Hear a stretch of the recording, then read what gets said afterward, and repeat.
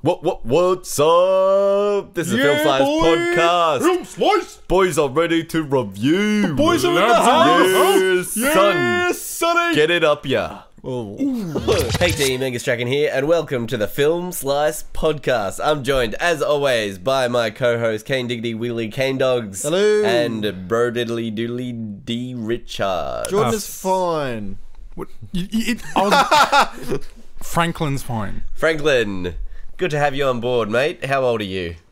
How old am I? Yeah. 57. 57. Sprightly for your age. Sound good, mate. Jesus. Yeah, I hope you I hope I sound that way when I'm 58. I hope I don't look that way. Yeah, But I hope I sound that way. It's a fair call. Yeah, that's right, team. We're reviewing Tomb Raider today. Kane Dogs, hit us off with our IMDb summary, just in case people don't know what Tomb Raider's about. Lara Croft, the fiercely independent daughter of a missing adventurer, must push herself beyond her limits when she finds herself on the island where her father disappeared. Starring Alicia Vikander. Alicia Vikander. Has she been Or in Vikander. anything before? I will tell you, it also has Dominic West, who played the father. He's the father, yeah. And my favourite name, Walter Goggins. Wally Gog, who Alright. plays the main bad guy, yeah. That's She right. is in Ex Machina, The Man from U.N.C.L.E. She's The in... Danish girl. Yeah, right. Yep. Tomb Raider. She's in Jason Bourne. She's in Burnt. Jason Bourne. Yeah, that's probably where I know her from. Birdman, when did you see the movie, and what did you think? I saw it on Tuesday, which is irrelevant for all of our listeners. I saw it about that might five days have been in ago. the cinema. 5-6 days ago. No. What I think, I thought that it was okay. Fair. Yeah. There was Good bits consensus. that I really liked, and then the rest I didn't. Kane Dogs, when did you see the movie? What'd you think? So, I'll premise this by saying I have a story to tell. That is... Preface? Nah. I'm going to premise it, You're going to premise it. All right. One time a young man went and saw a movie and maybe things happened. No. I had an interesting experience in the cinema, which I'll go on with later, that has influenced my viewing of this film, but I genuinely enjoyed it. It was exactly what I thought it would be, except some of the shots which I expected to be shit were quite entertaining. So I liked it overall. I saw it yesterday with the GF. Nice one. I saw it 2 days ago, and I enjoyed it enough, but I don't think I'd see it again, nor would I ever watch it again. Would you recommend the movie, and who'd you recommend it to? I would recommend it to anyone our age or younger if they just want to go and watch a fun action romp. If you want something that's going to make you think or feel or laugh or cry or in any way alter your emotions, this is not a movie to think about too heavily. It's probably not even a movie to review in depth, but we're gonna give it a shot. because that's what we do. Can I just quickly bring up something? I just need you to clarify something. You've used the word romp in the last probably 5 episodes. Okay, so What's a romp? I think a romp is a movie that was designed for maybe one experience or one viewing only, not to be watched over and over again because it will wear thin very quickly. I think a romp is a fun film which can maybe bring you 2 hours of distraction in whatever happy or pitiful life you're currently living. Deri- Yeah, Driving- I agree with that. That's my idea of a fun romp. Deriving from the Latin word rompus. Rumpus Morelius. Rompus Rompus Morelius. Morelius. Yeah, Coming which from means the... to romp or Yes. to rumpus. Fucking idiot. Not to be confused with the word rump. Rump. Yes, from the Latin rumpus. From Latin rumpus. Lilius. Meaning Yeah. to rump. Alright. Have one's rump. To have a rump. Behind or vehicular. To touch or feel a rump. Birdman, would you recommend it, and who'd you recommend it to? I would recommend this film. I think there's enough good stuff in this film Yep. that'll most people will find it enjoyable. But as someone who played the game that it's based off, the Tomb Raider released in, I think it was 2013, there's just so much more that I could see put into this film to make it a much better film. I wouldn't recommend it to anyone that enjoyed the earlier Tomb Raider games. Like, I remember playing Tomb Raider on PC, which was like a long, long time ago, back in like 2002. Yeah, one of the first Playing games it. I ever played. Yeah, I remember playing that, and it is nothing like that. Yeah. But we'll get into that a bit more in spoilers. But before we head into spoilers, video game movies has had quite Yes, a bad... I wanted to bring this up. Yeah, they haven't done well in the past. I think... Is this the best video game movie Ooh. released? This is the best video game movie I've ever seen. Yeah? That being said, I thought it was okay. Yeah. So, The best video game movie you've ever seen. yeah. I can't name another video game film. Like, Prince of Persia was pretty shitty. Prince of Persia Assassin's was Creed shit. was pretty shitty. I didn't hate Assassin's Creed. I actually think it's probably on par with this movie. I really did not like Yeah. Assassin's Creed. I Yeah. didn't see it. As someone who's played every single Assassin's Creed That's true. game, I did not like. I very much. I didn't did not see like World of Assassin's Creed. Warcraft. I was told not to. I saw that. Yeah, that was kind of visually stunning. Just like all the vistas were kind of amazing. All the I'm sure there's one CGI game was that really breaks good. that mold. Yeah. But- From like a long time ago though. And it's not the Mario movie. Dead or Alive? Was that a film? Yeah, that is a movie. There's been a bunch of Mortal Kombat films as It's a well. straight to DVD Yeah. movie. So is all the Mortal pretty- Kombat stuff. All pretty All right, trash. so I think the point that we're trying to get to is that Tomb Raider is the best video game movie that we've seen. Adaptation. But having said that, it was alright. It was alright. I guess we better The bar head on hasn't into... been. The bar wasn't set too high. Yeah. I guess we better head into spoilers. Oh, what a cool sound effect, Angus. Alright, spoiler talk. As always, we're going to start with the positives, because if we start with the negatives... Phew. Hold on. Whoa. Story time. Because Oh yeah, Stop. we need to hear Jordan's Story time. amazing story that is really, really, really, really funny. no, Okay. not funny. Made me angry. Also caused me Well, to we'll miss, find it funny Yeah, because we'll it happened to probably you, find it funny, Jordan. caused me to miss nearly 40 minutes of this movie. How? That's why he liked it so much. Now, It's a little burn there. It's a little Lara Got Croft him burn. good. I saw this movie. Now, people talk during movies. Yeah. That's okay. People whisper during movies. That's fine. I don't hold it against them. But if every fucking time there is a pause in the movie for dramatic effect and some shitty fucking teenage kid goes, woo!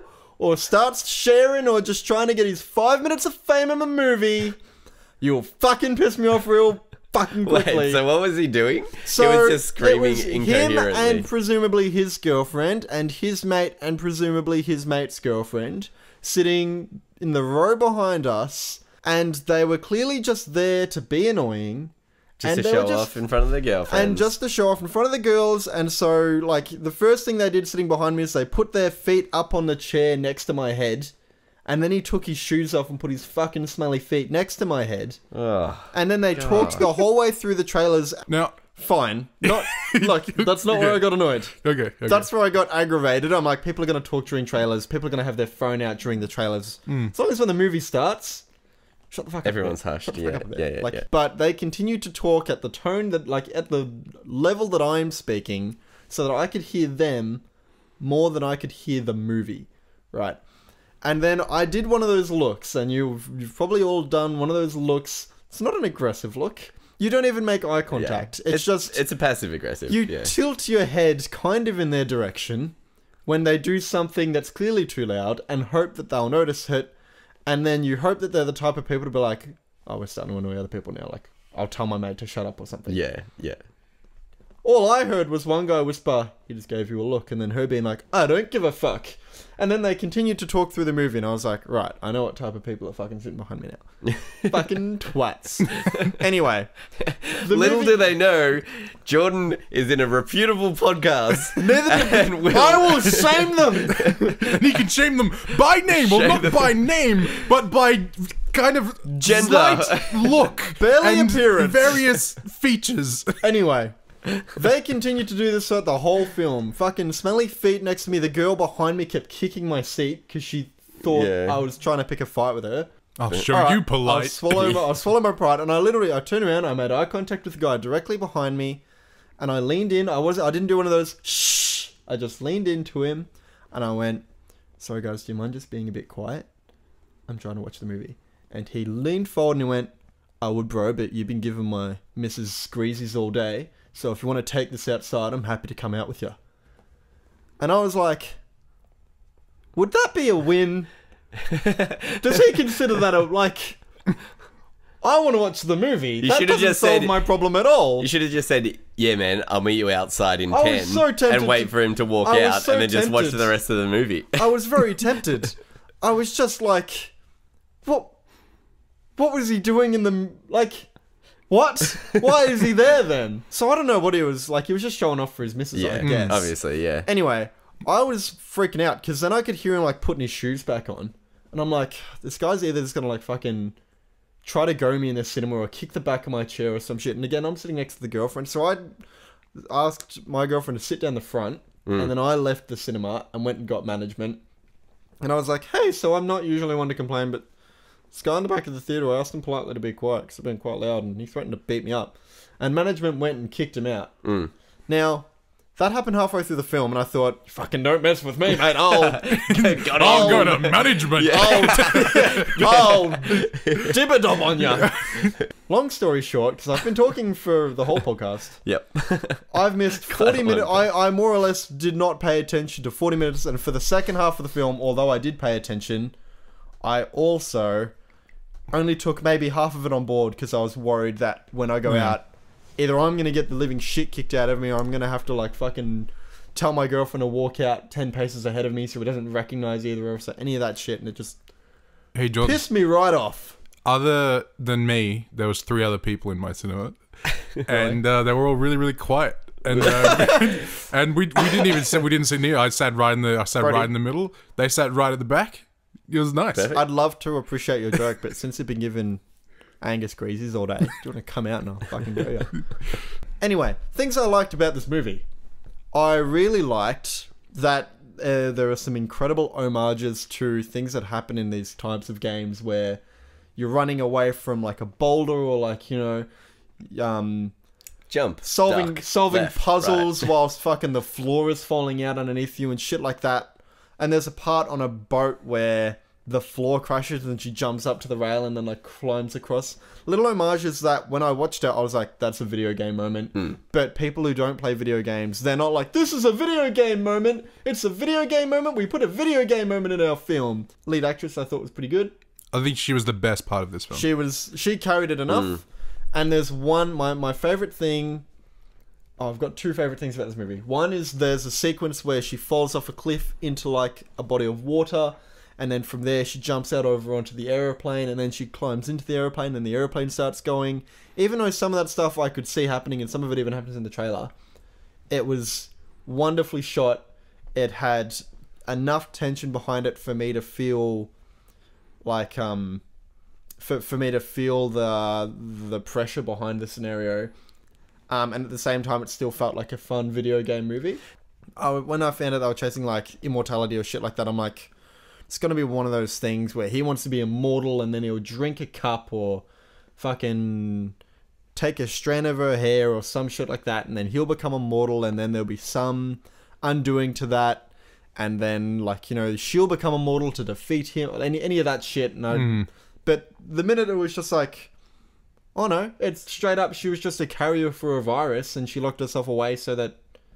and it was a zombie thing and it got my mind thinking that I would love to see a zombie film that isn't a herd of zombies, but just in it actually... a zombie film set in a more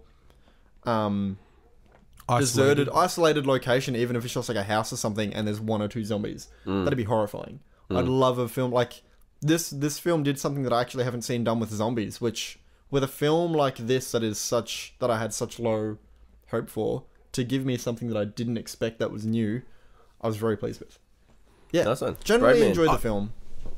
Fair enough. I liked any time Lara Croft was on screen and no one else was talking. I loved her character, everything she did. I loved all of her action sequences. Any bit about her was great. I did not like any of the other characters. I didn't like her father, the guy she met on the boat, the villain. I thought the villain was just all tropes. It was just everything I've seen before.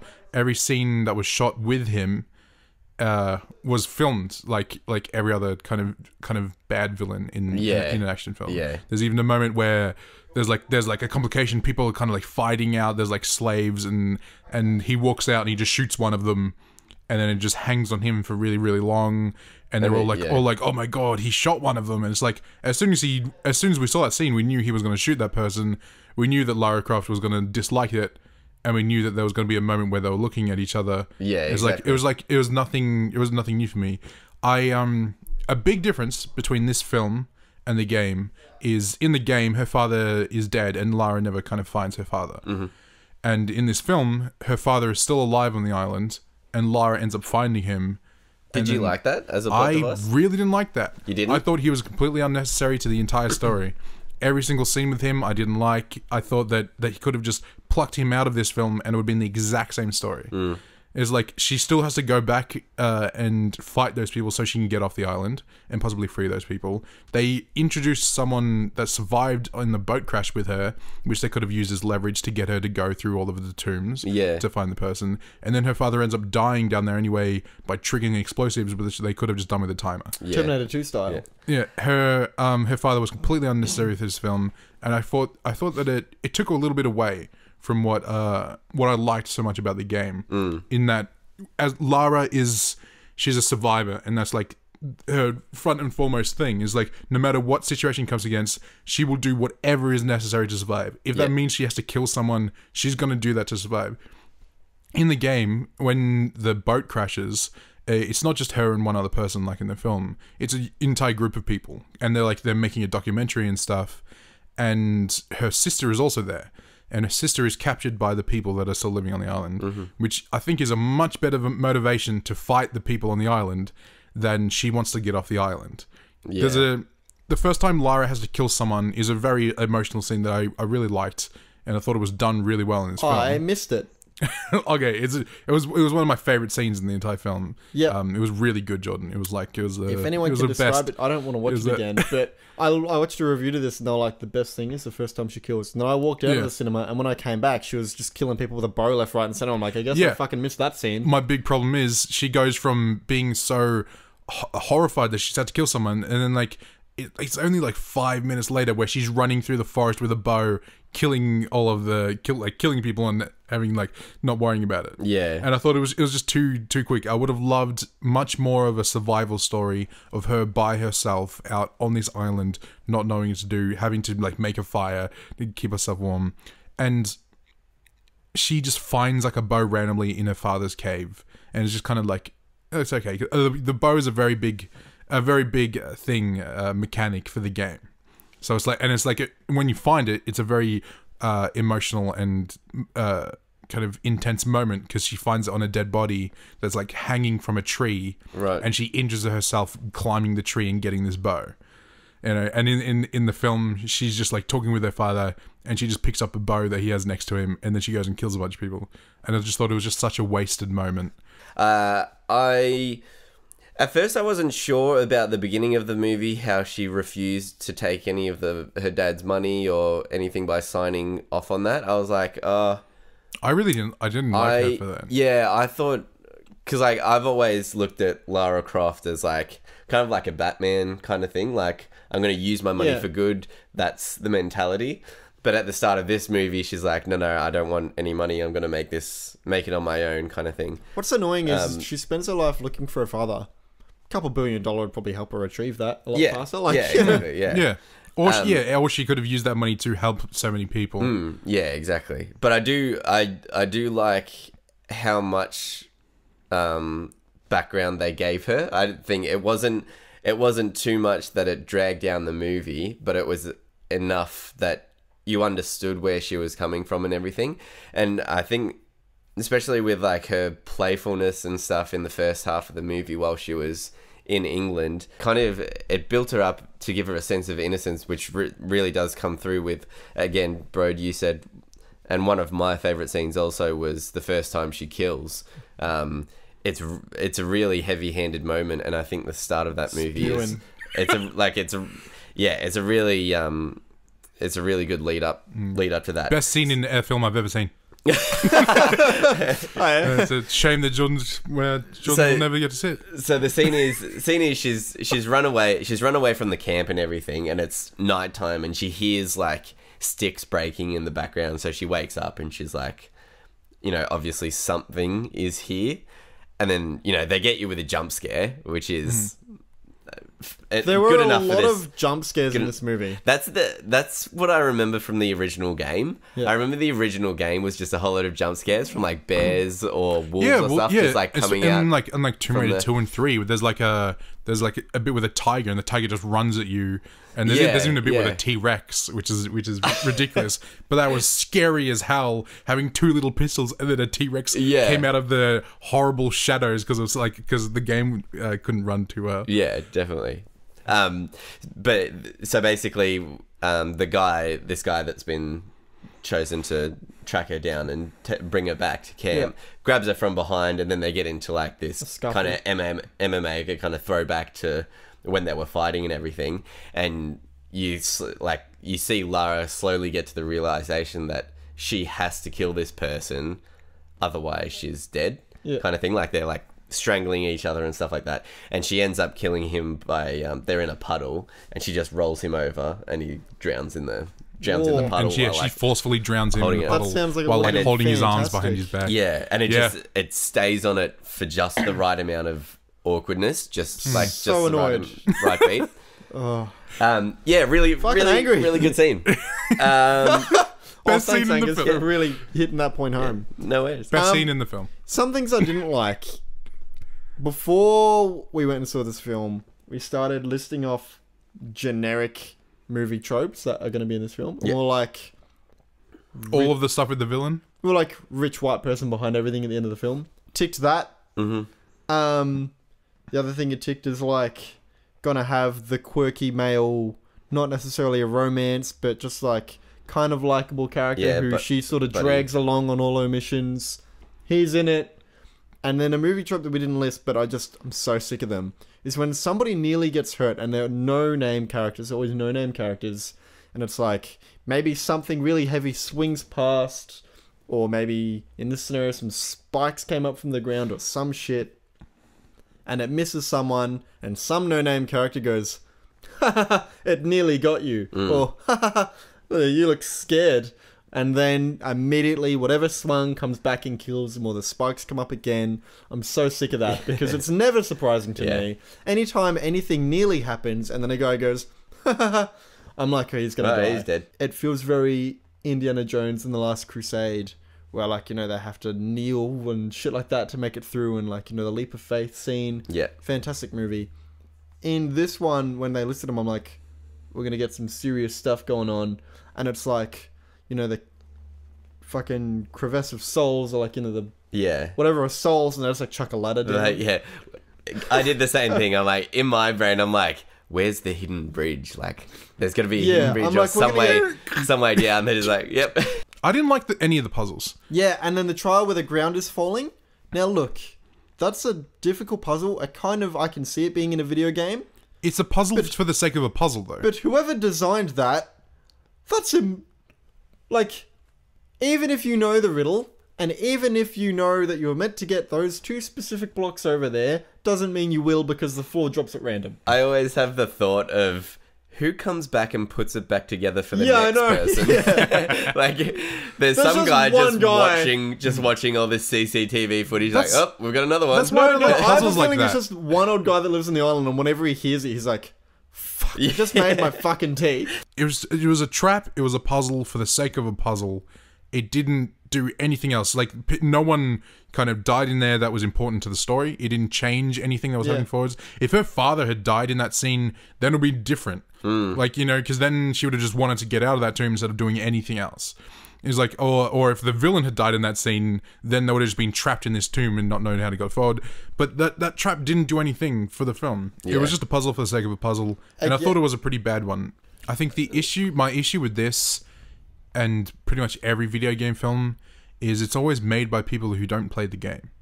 Yeah, and it's always it's always the game company, and people are like, hey, your game did really well, and then they get into talks with people and it's like, let's make a film of this, and the people who make the film are always it's always a no-name director. They always like watch the trailer of the game, and that's enough. Yeah, it's always a group of writers that have always that have worked on 100 other films, and they don't want to make it like they don't really necessarily want to make this is really really interesting and new stuff. They just want this film to make money. Here's a plot device, and then we'll finish on an ending. And then it's 3 producers who are just sitting there controlling the director and everyone else. Yeah, my main critique of this film is the father. I just don't think it was acted well, and I don't think it was necessary to the story. Nope. And it just wasn't convincing that they had such a rapport with each other. Like, it was oddly estranged. Yeah, for some reason, when they finally saw each other for the first time, I missed the reuniting as well. When they finally saw each other for the first time on the island after them, both obviously thinking they'll never see each other again, it was very passive. There wasn't much to it. There should have been a lot more storytelling and a lot more emotional for me, but it didn't really hit anything. It all kind of felt pretty soft. Just felt it didn't feel like a father-daughter relationship. Like, it felt like maybe an estranged uncle. Yeah. The question is, did this movie need to get made? How long ago was the other movies? Have we... 2001 was 2001, so... It's like over 15 years. Yeah, over 15 years. Did it need to be made? I think... Should it have been made? The game is more cinematic and has more of a story than the film. Right. I think it's about time that we do get some stronger female characters and a good survival film, and I think they could have done that without having to make it a Lara Croft Tomb Raider. Yeah. Go on. Cool. So I think that's it, basically. I think we all agree it's a great video game movie. But by standards. It's the best video game movie. Sorry, yeah. It's the best video game movie. It's high on that bell curve. But it's not in terms of movies, it's alright. I don't think I'm going to ever see it again. The only reason I'd see it again is so I can go back and watch The Puzzle Mist. K-Nogs. As you say, normally we end the podcast with a theme. Have you got... I thought I'd got anything threaten you to go out, because that's what people do in movies. I thought I'd threaten you to come out and fight you outside. Catch me outside, I guess. Catch me outside. No. A theme. Honestly, I haven't thought of it because I literally saw it last night, went to sleep. Yeah. Got up, went to work, and then came here. So... Wait, Jordan, look out. You might fall out of that plane. No, we're not doing and there's a waterfall. Oh, he missed. No, we're not doing an homage to something that we He's very dead. Only us apparently found funny. Tapala Watertoll. No, instead, I'm going to give you guys a hypothetical. Okay. Stranded on an island, much like that of Tomb Raider. You've been shipwrecked. Are there other people there? There are other people there. There's a bear guy you need to fight. Okay. Sure. You've been shipwrecked, and you get to take 3 things with you from the ship. So they have to be Am from... I allowed to say like a machine gun? They have to be from like a rusty tin bucket of a ship, like the same kind of one. Okay. Okay, bro, go first. Stranded on an island, bro. A knife, obviously. Yeah. Like, such a good survival tool. Some sort of fire starter. Like, you'll probably find it on a ship. If you're not, there will definitely be a flare on a ship. I was going to say flare gun, because you just use it as a weapon to shoot flare gun. Oh, it's kind of a waste of a flare gun. If there's an entire bad guy, I fucking shoot him. An entire bad guy, rather than half a bad guy. There's only half. It's just the legs. Oh, no, okay. Knife him. It's legs with a machine gun on top. And then some sort of really, really big like jacket, because like on a ship, I feel like there'll be a big like a warm jacket or something of that sort. I'm gonna pick a rope. Yep. Oh, rope is also a very good choice. Yeah. I'm gonna pick flare gun. And I'm going to pick water. All right, now twist. You both are there. Turns out you're fighting each other. Fight. I shoot him with a flare gun. I shoot him with my flare gun and then stab him. I shoot him with a flare gun and then hang him. I shoot him with a flare gun and then make him slightly warmer. I shoot him with a flare gun and then have a nice cool drink of water. I shoot him with a flare gun, piss in his water, stab him, and then suffocate him with the jacket. I I catch the flare with my jacket, which I hold in front of me, bursts into so flames. therefore the flame does not hit me. But then I I- still shoot you with my flare gun, I do which you some- can definitely try to block with your rope, but will not succeed. I block your flare gun with my flare gun, and Oh, they like hit each other out of the air. I sprinkle some water in his eyes. I pick up both flares and burn your eyes.